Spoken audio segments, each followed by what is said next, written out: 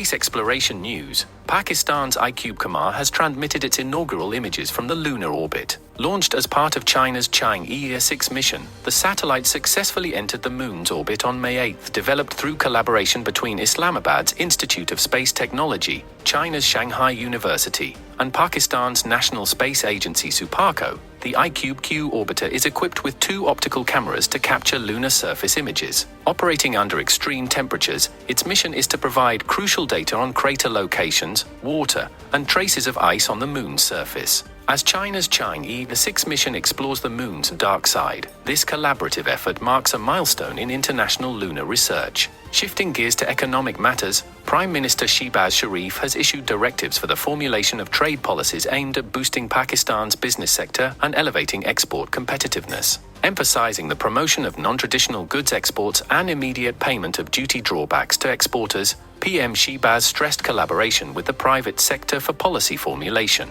Furthermore, a comprehensive review of trade and investment officers' performance abroad was ordered, with plans to reward top performers and remove underperformers. The government is also finalizing the GEM export framework and exploring barter trade with Russia, alongside ongoing consultations for preferential trade agreements with Azerbaijan and Afghanistan. Finally, in financial news, the bulls continued their stampede at the Pakistan Stock Exchange as shares gained 427 points, reaching a new milestone of 73,000 points. Amid expectations of inflation falling faster than expected, the KSE 100 index closed at 73,085.5 points, marking a significant uptick from the previous close.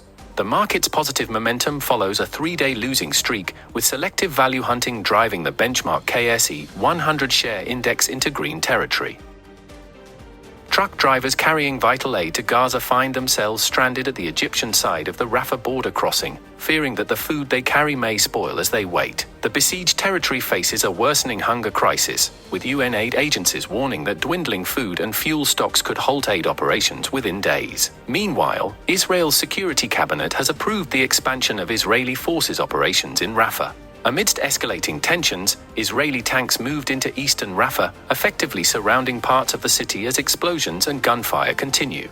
As the situation intensifies, the International Committee of the Red Cross issued a stark warning, highlighting the chaotic situation faced by hundreds of thousands trying to flee the offensive. With critical shortages of food, water, and medical supplies, the ICRC pleads for access to humanitarian goods. The expansion of the military operation into Rafah exacerbates the crisis across Gaza, impacting overcrowded areas like Deir el-Balah. With aid flow prevention devastating the region, UN Secretary-General Antonio Guterres warned of an impending humanitarian disaster, urging for a ceasefire to prevent further suffering. Amidst the conflict, Israeli whistleblowers reveal disturbing abuses towards Palestinian inmates in a remote prison camp. CNN report details horrifying treatment, including arbitrary beatings, extreme physical restraint, and medical neglect, with thousands killed and wounded in Israeli attacks on Gaza since October 7th. At least 34,904 people have been killed and 78,514 wounded in Israeli attacks on Gaza since October 7th.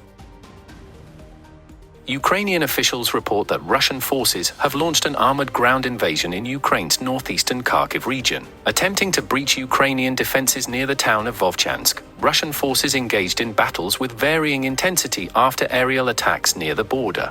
Ukrainian President Volodymyr Zelensky stated that Ukrainian forces were prepared for the assault, deploying reinforcements to the area. Evacuations of civilians from Vovchansk are underway amidst heavy shelling. This escalation follows earlier tensions as Russia amassed troops along the northeastern border. Fears of Kremlin intentions grew after Putin's call for a buffer zone inside Ukrainian territory. With Kharkiv vulnerable due to its proximity to Russia, the region has endured significant damage from air raids. The assault marks a new front in the conflict, highlighting Ukraine's urgent need for Western-supplied weapons. The U.S. military aid package, along with expected deliveries of F-16 fighter jets, aims to bolster Ukrainian defenses. Meanwhile, Ukraine's parliament moves to crack down on draft dodgers amidst a shortage of soldiers to sustain the ongoing conflict.